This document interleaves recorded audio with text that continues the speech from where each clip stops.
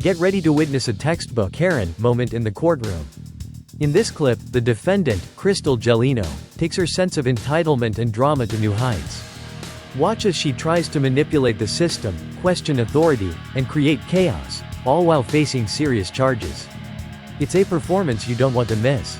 Only here on Legal Livewire, where justice speaks.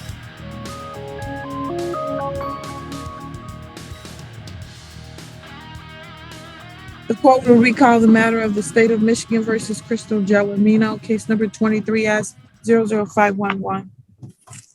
Rachel McDuffie for the people. Assistant Public Defender Sandra White on behalf of Gelino.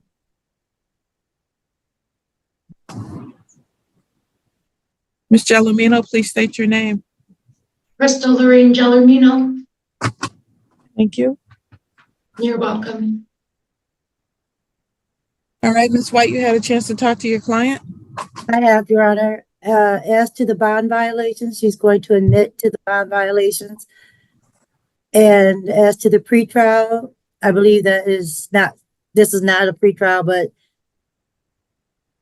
she understands that she will meet with probation, and we are asking as to bond that she be released to an inpatient facility as soon as a bed becomes available. Thank you. Ms. Gelino, it's my understanding that you're going to plead guilty to the bond violation. I'm going to include the bond through the date of July 9th at least. She was not arraigned on this matter until August 12th, but I believe that she just stopped testing at some point. Ms. Gelino? Yes, Your Honor. It's my understanding you're going to be pleading guilty to the bond violation. Is that correct? I am. You're going to waive your right to have the hearing in this matter and plead guilty? Yes, Your Honor. All right. Might I ask for a little bit more transparency? I was told in my bond matter that I would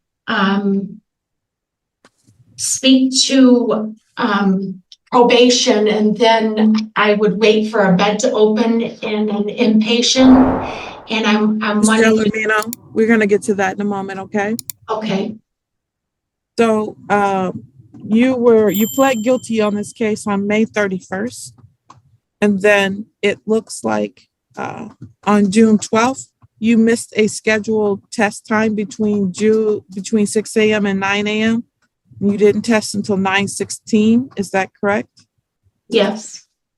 Then on June 15th, just 3 days later, you tested at 8:40 a.m. as scheduled, but was positive for a BAC of 0.070. Is that correct? Yes. You retested on 3 separate occasions, still testing positive. Lowest number is 0.066, correct? Yes. Then you started to miss the retest at 9:50, 10:20, and 10:50. Is that correct? Yes. On June 15th, June 16th, June 17th, you missed test those dates, correct? Yes. And then you stopped testing, period, and hadn't tested since June 22nd for a total of 34 missed tests, correct? I believe all that's true. Yes. Yeah. So you just absconded from supervision in its entirety, correct? Yes. All right.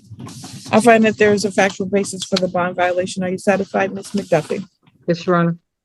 Satisfied, Your Honor. Thank you. Now, what were you saying, ma'am? You wanted to talk to me about being released to treatment?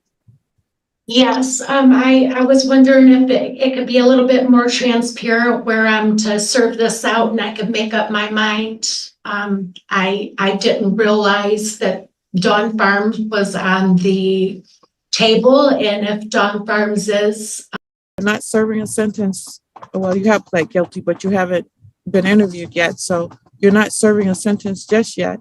You can talk to the probation department about all of that, and maybe someone can work it out for you if you'd rather just sit there. okay. Okay. Thank you. And then when you come back the next time, maybe it won't just be a misdemeanor, it'll be a felony, and then you can do some time in prison. Well, if I stay away from the courts and maybe go to an Ann Arbor court when I have something, maybe they can help me. Yeah, maybe so.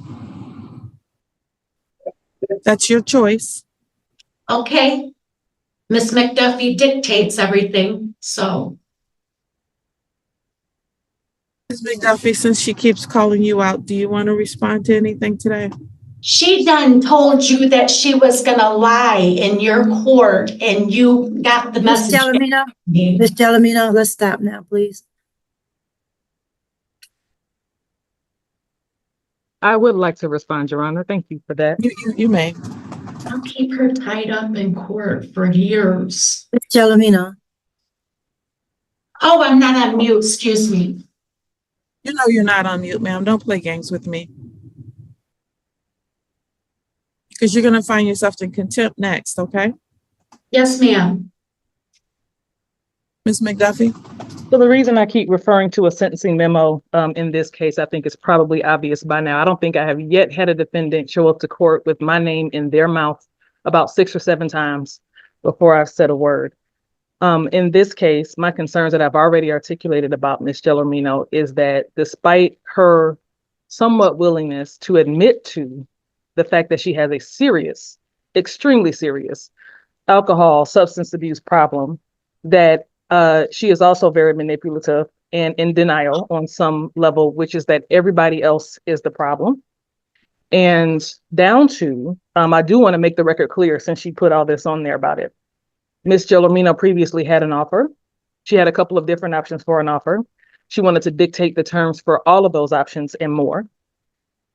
What those offers did not include another stint at the 15 District Court's mental health treatment court. I cannot really these courts are confidential. I can't really get into detail about what I happen to know about Ms. Gelino's journey or experience in that court. But what I do know is that this court's recovery court is focused on substance abuse, and we are aware of mental health concerns, but there is a different approach and to the supervision and accountability that I know that this court takes with the substance abuse issues that we handle. And I think that that was necessary and would have been very helpful for her. Ms. Gelino has refused that level of accountability, and she wants to go have it the way that she had it in the mental health treatment court, where those issues, quite frankly, were not addressed, as we can see. Ms. Gelino has blamed everybody else, including the fact that she has to witness and be around other people's crack pipes in the city of Ypsilanti for her substance abuse problem, for her consumption of alcohol, for her being in this situation because of her behavior when she is under the influence, down to dictating where exactly she wants to go. I have never, as the court said, suggested once that if you fail at something, we don't try it again. It's exactly the opposite. We have people in our courts who have tried recovery programs, I think upwards of 30 times. And finally, they made the decision to be honest with themselves about getting the help that they needed, about stop trying to run their program and to dictate their circumstances, because it clearly hasn't been working so far. I don't know what it's going to take for Ms. Gelino to get there, or to understand that I'm not her enemy, to understand how much her behavior is damaging herself and her family. But that's what I am here to see about, is that we do everything we can to ensure that happens. That solution is not one that she can create for herself, because she's not in the position to control her own recovery when she's the one that needs it. With that being said, Ms. Gelino can insist that she wants nothing to do with this court's recovery court. We can't make her do that, but she is on probation, or whatever the sentence that this court plans to impose will be. And so I am still committed to ensuring that we do everything we can to get her to the place where she can finally start to engage in her recovery and what she truly needs for it. Ms. Gelino was also in custody, or at least she was at one point, because she had a new offense committed while on bond for this case. I looked into that. I don't think that it's, that case is, I think the warrant was authorized, but I don't know if it's an open case, that's out pending yet again too. So, I don't have any issue with Miss Gelino being released to a treatment program. As you said, it needs to be the longest term I think that we can get. I would request confinement to that facility or that location. And I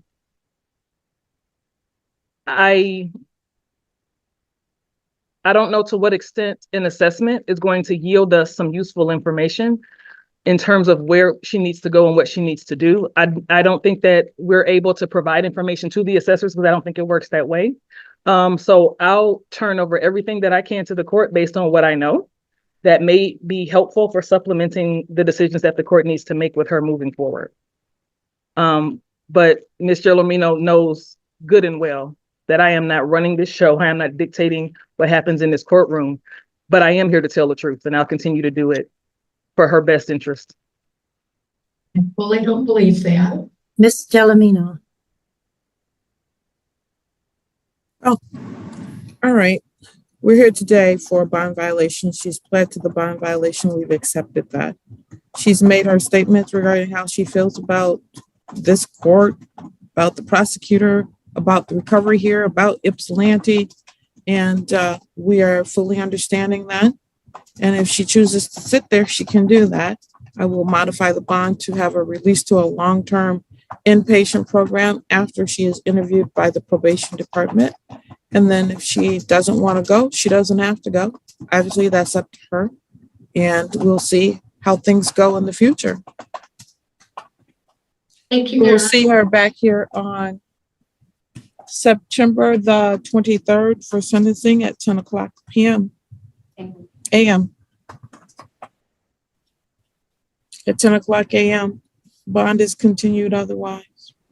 So she's remanded with the release.